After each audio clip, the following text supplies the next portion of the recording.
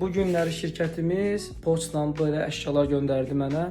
Keçirik birinci klaviaturamızı açmağa dostlar. Çox maraqlısı budur, çünki çox ağır bir şeydir. Görək bu nədir? Bunlar dostlar şeydir, bunu elə ki toka keçirdirsən. Gəldiyi əsas məsələ monitorlara. Monitor dəstəyi. Bu da dostlar 28 inç monitorumuzdur, çox böyükdür. Orada bağladım, gətirdim, qoydum yerinə. Bu sağda qalacaq, birini də qoyacağım sola. Mouse da yerinə. Bu arada kabellər qalmışdı ofisdə, gəldim onları götürdüm. Bizim ofisin işçiləri.